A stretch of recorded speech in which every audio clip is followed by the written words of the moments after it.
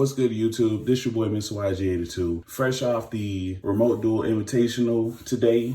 I just will say that this is my build for this current meta with all the decks that I've seen. I believe this is the ideal build to be able to break and beat any deck. Unfortunately, I did not make the top 8, but I did top 16. So I do have one of those nice playmats coming. So shout out to that. And of course, as you can see, my favorite Pokemon on for us. So let's go ahead and get right into this deck profile, shall we? So for this list, I decided to play 2 Pegasus and 2 Night Express. So those are my normal summons for this build.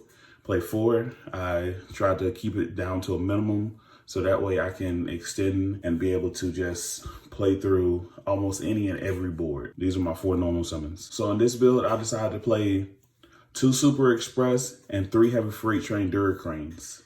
Of course, Duracrane is just so amazingly busted. It allows you to chain block, as well as get around pesky problems. A lot of times I would chain block using Urgent Schedule, followed by the Scrap Recycler's effect, Chain Link 2, and Chain Link 1 Duracrane. So I'm okay with them, their Orange Light or their negate on the Scrap Recycler, because I already negated anyways by the Urgent Schedule. So even though it's negated, yes, you can still activate the effect. It's just gonna resolve negated. You're just solely doing it just to chain block to get your Duracrane down onto the board. I'm still loving it. The scrap package, the 2 scrap recyclers, and the scrap golem. I had to bump it back up to 2 with the recyclers just for consistency, because it is a great going first option, as well as in case you draw the golem or you draw the recycler, then now you're able to, especially something different from the deck off of Urgent Schedule and still utilize and do your combo without any hitch. Next up, the Machina Citadel. So of course with the Citadel, actually, I put Fortress back in because Fortress is just too amazing. There was actually one game where I literally just kept looping Citadel and Fortress and just won that way because I didn't draw any other train launchers. So I just had Fortress in hand. I was like, all right, so I just discarded Search to Citadel and just started doing that little loop. And it is ridiculously good. And like they try to target, you get to rip one out of hand. So now they got to play around the target and the destruction of my battle. And it's a lot for most decks to handle. So it's definitely fun. And I definitely enjoy doing that combo. For the hand traps, I played 2 Ash Blossom and the Psyframe package. So there's a lot of times where you just hold a Gamma to your turn. So they try to Calamities you. You just Gamma, hopefully they don't have an Ash, and then proceed to just win that way. There was actually a game where I bricked game 1 and then game 2. They still didn't know what I was playing because I was just using basic cards. And I literally they had Dragoons out. I was like, cool. I had Tactics, and I had Gamma. So I did something I played Harpy's Feather Duster to bait their negate. And then I was like, all right, cool. After I baited the negate, I activated Tactics. Then, I played Pot of Desires. They used Ash Blossom. And I was like, cool, negate, whatever. And it was just it was just so crazy because the chain of events just allowed me to just take their Dragoons and attack with the Psyframe and the Driver after I used their Dragoons effect to kill them. So it was just ridiculously good. So I still like the package because it protects your Urgent Schedule, protects your Field Spell, and it protects all those cards like that from getting Ash. So it is still amazingly good. And of course, it's probably the best out to the True King All Calamities. So now next up, I played the Pot of Desires. Of course, you have to play this for consistency because it is just too strong. And I mean, you play 2s, 3s of everything searchable. So banishing certain stuff is just good. I mean, it sucks. There was one game I banished the Scrap Engine, but I didn't need it to win anyway. So that was kind of unfortunate, but I still had a good line of play to where I can just still kill them without using the Scrap Engine. So the triple tactical talents was amazingly good. Kind of want to play 3. But I think 2 is the ideal number, especially since this is a Ghost second deck and you're already drawing an extra card. So for this one, Under Revolving Switchard is probably the best card in the deck. So I'm still playing 3 and not 4 because I played the 2 and the Terraforming because I'd rather draw into combo pieces than to draw into an extra field spell. It's like playing 3 and drawing the third or the second one after you already have one is equivalent of playing Desires and drawing another Desires. So, I mean, you already got that chance where you can actually draw Desires off Desires, but the last thing you want to do is draw another field spell after you already played the field spell. So, I believe 2 is the correct number. And again, with the same logic as the triple tactical talents, you want to have as many options as possible, and playing 2 is the correct number for this build. Of course, the best card in the deck right now, Urgent Schedule. I actually do look forward to the upgrade. I definitely can't wait to play the secret, especially since all the rest of my spell cards are secrets. So I definitely look forward to playing that. Pretty much every time I resolve this card, I just flat out won that game. Like, it is really hard for your opponent to come back after you plus that hard, because if they couldn't stop it with Ash or something like that, that means it was already in a bad position, and now you're putting them on full tilt. Of course, the power cards, Monster Reborn, Harpy's Feather Duster, and Regeki. So I decided not to main deck Lightning Storm. Now that a Lightning Storm has been around for a while, everybody's gotten accustomed to playing around Lightning Storm. So cards you can't play around, Regeki and Harpy's Feather Duster. I know Eldritch is in the format, and they just hard lose to that Lightning Storm on the back row. But you still have the Feather Duster, and you can play through most of their back row. Their back row is not really scary. They have like the one Conquistador, maybe a Harquero. Harquero is not really doing nothing unless like they hit your Scrap Recycler or something mid-combo. Lightning Storm is just too easy to play around, and I opted to play better cards. These 3 power cards are just amazing. They're at 1 for a reason. So Forbidden Droplets, I must say Forbidden Droplets is hands down the best negator. You can send spell, trap, monster, whatever, and they can't respond with it. And if you don't have them, I must say you have to get them, because you can't play a train deck without droplets. Much as you want to play Imperm, and Perm is terrible this format.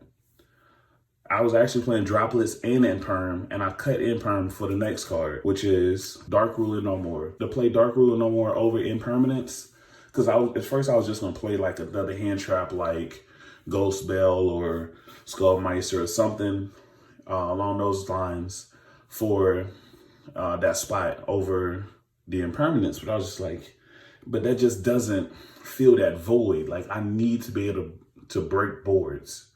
And with the Vanities Ruler and all that kind of stuff like that, Dark Ruler No More just says, hey, you know what? Turn all that off. I know you got Herald the Orange Light in your hand, but you know what? I'm gonna go ahead and activate this Urgent Schedule. I'm gonna chain block you with the Scrap Recycler and the Duracrane. So Duracrane's coming down. I'm gonna overlay again. Lib, not activating the effect because I can't do any damage this turn. And I'm just gonna clear your board. And then I'm gonna make this nice big Zeus. And I'm not gonna put any other cards on the field, and I'm just gonna pass to you.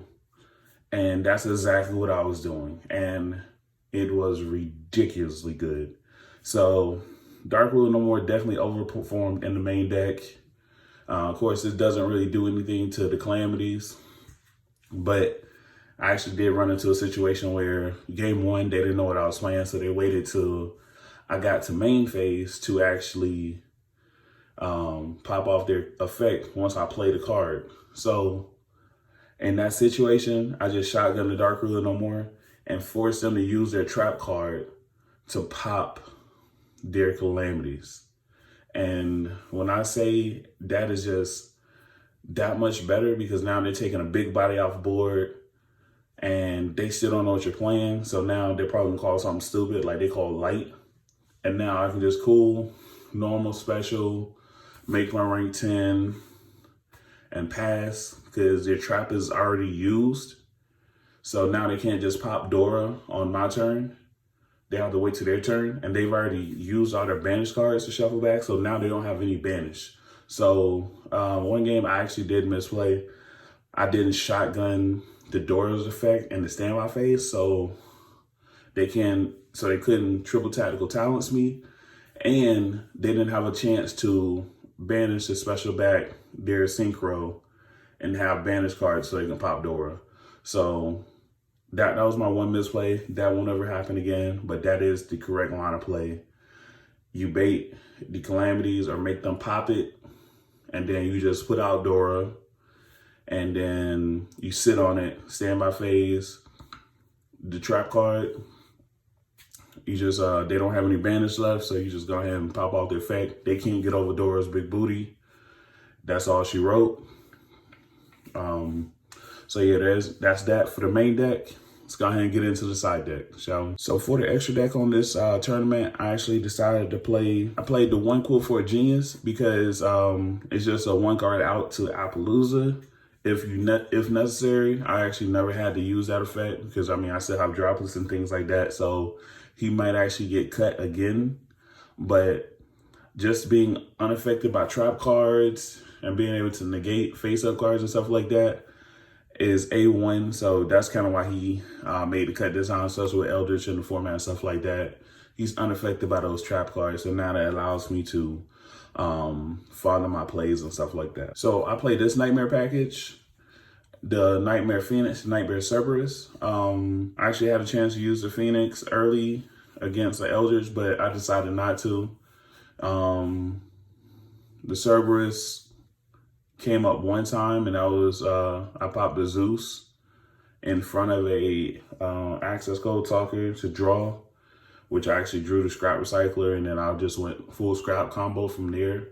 So both of those actually are amazingly good. I kind of want to play the Unicorn, so I might actually cut Genius for Unicorn. I'm not sure yet, but I definitely like Unicorn as well because I definitely think Unicorn would have performed just as good, if not better. Of course, with the Nightmare package and stuff like that, what you're stepping into, access code talker, he's just too good.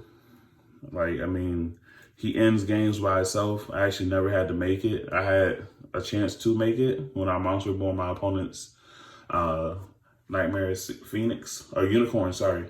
Nightmare Unicorn. And I was just like, I had a chance to go into it, but I decided to go into the Cerberus instead. So it was just a different line of play that I had in my head that I needed to try to accomplish to win that game. The other Link 4 I play, of course, Appaloosa, because anytime I do the scrap combo, start with Wavering and then work my way into either one of the Nightmares, depending on what their field looks like, and then going into Appaloosa and or access code talker. So Appaloosa is amazing.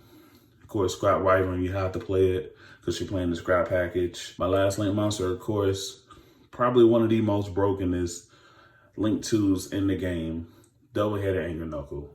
He's just too broke. Like, this deck probably plays the best Link 2s in the game. You have him, you have Wavering, you have Quill for a Genius, the Nightmares, like all the top 10, like you got half of them in this deck. So those guys are just amazing. And of course, he's going to outgrind your opponent.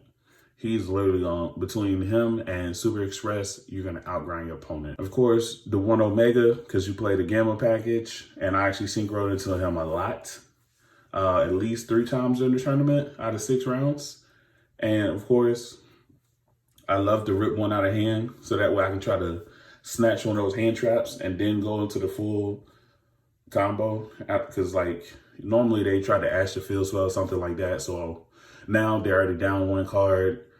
Now I'm plus, so I'm going to go ahead and rip another card and then proceed to do my combo and win the game. So he is definitely amazing. I definitely suggest you play him if you're not already playing him. For the Exceeds, I play the 1 Gustav Max. He's just the game ender, burn for 2K. If their board is clear, lib, boost, swing for game. That's just the normal standard play.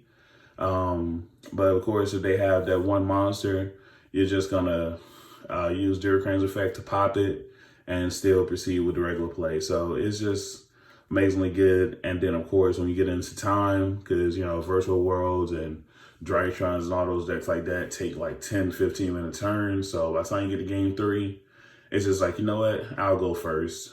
And then you just make Gustav Max and just win. So is just amazingly good. Of course, you have Sky Palace. I mean, he's just like the 2 cards above him. He's like Nightmare Phoenix and Nightmare Cerberus put together. Like, he literally just like, you know what? Let me pop any card on my opponent's field and burn for 1,000. So he's just ridiculously good. And if you have the Dura Crane underneath, now you get the second pop. So now you get to pop 2 cards on your opponent's field, and he's just amazingly good. Of course, it wouldn't be a train deck without number 81, Super Dora. Super Dora with so many back rows in the format. You just drop this out there because, you know, they're expecting like the Gustav Max and other stuff to try to push your game. And you just drop him out there and just like, all right, just swing. And just like, oh, yeah, the rage right, cool, I'll chain my effect. And then it's just like, well, I kind of won this battle. And then it's kind of over with at that point because you're going right into AA Zeus. Because you go into Zeus main phase 2, and he is just ridiculous because now you can make him with either 3 materials, or if you decide to go into this guy, Leap, then now you're going to have the extra material. So there's been plenty of times where I actually use Leap main phase 2 just so I can have an extra material for Zeus. So I burn 1 just to have an extra material. So I have done that, and I must say it feels great. Like, you know, you got Zeus out there with 4 materials, and you're just like, all right, yep, What are you doing now? All right, Zeus, the gate, cool. Zeus again. All right, just gotta clear that up. Next game, like Zeus is a game ender, Juggernaut's a game ender. The 2 together is just, all right. You didn't die from all this damage with Leap? Okay, cool. Let me go ahead and main phase 2 Zeus that thing, and then clear board. And at that point, they should be within range to just kill him with Zeus by itself. Now on to the actual side deck. I know I said side deck before, but I meant to say extra deck. So now on to the actual side deck. Of course, I play my go first cards. So anytime I know they're gonna make me go first, I just side in the heat waves and the skill drain. And I just either a heat wave pass or set the skill drain, attempt to make Dora or the Link Monster or something like that, set up with behind the field spell, and then pass to them. And then now I'm just putting out a ridiculous amount of stuff on the board, and then there's nothing they can do about it. So it is just ridiculously good. For back row removal, I side deck 2 Lightning Storms and 2 Cyclones. So I chose this ratio because of the way I side deck. As you can see, the 4s, just side decking 4 cards is just like really good.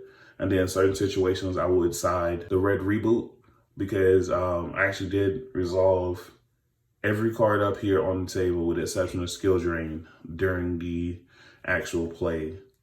So definitely the right side deck options. Some of the rest of these, not so much. I did resolve some of them, but not as much as I wanted to. The Artifact Lancia, I actually didn't play against any Dino decks. And the 1 Virtual World deck, I didn't draw it, so I didn't get a chance to resolve it. But I would definitely like shotgun that in the standby phase and just like, all right, go ahead and play. So no extrav, no desires, no any of that BS. And that card is only going to get stronger when the new pot card comes out here in like 2 weeks. So just know, just shotgunning that in the standby phase against most every deck is just going to be stupidly good because now they can't play. Like, they can't use their pot, any of them. Virtual World can't banish, Dinos can't banish, and then they can't even tactical talent you because you did it during the standby phase. So it is just ridiculously good. Just blind Lancey in the standby phase and just watch them squirm. But I was actually side decking this, so I wouldn't actually be blinded because I actually know what I'm playing against. But I did try main decking it while I was trying to test for the tournament. And I was just like, I took out Imperm and I was like, let me try Lancia main. It worked out pretty good. Of course, you know, playing against Dinos, Virtual Worlds, once you play against Drytrons, it's just not so good. So I decided to go with something that all around got the job done, and that was the Dark Rule. I would say Skullmeister is amazingly good. I did resolve it. I resolved that and Gamma against Drytrons, and they pretty much had to pass turn because that pretty much ended their whole play. Like they tried the Alpha to get their search of Ben 10 or whatever. I was like, nah. And then they searched for Ben 10 anyways. And then they tried to resolve that. And I was like, Skullmeister. And that was pretty much it for their turn. So that was pretty open and shut game. And I would say Skullmeister actually pretty good. I would kind of like the main deck it, but Ash is just too strong and it covers too much ground. So that's the biggest thing. I want to be able to cover a vast amount of decks in the format. So playing the Ash over Skullmeister and some of the other things is just that much better. Like, yeah, it's not as good against certain matchups, but I will say Ash covers the most ground in this format. Gamma, pretty good after that, followed by Skullmeister, Bell, and a whole bunch of others. I think Bell is actually like Ash 2.0. So, I mean, Bell could make it as well. So, I don't know. We'll just have to see. Definitely going to keep testing. I just finished Drytrons. So, I'll probably be playing that coming up in the near future. So, definitely look out for a profile for Drytrons. And, of course, Dinos as soon as I get the new pot card. So, definitely look out for those in the upcoming weeks. But other than that, any questions, make sure you guys drop that in the comments down below. But make sure you guys like, comment, and subscribe. And this is Mr. YG signing out.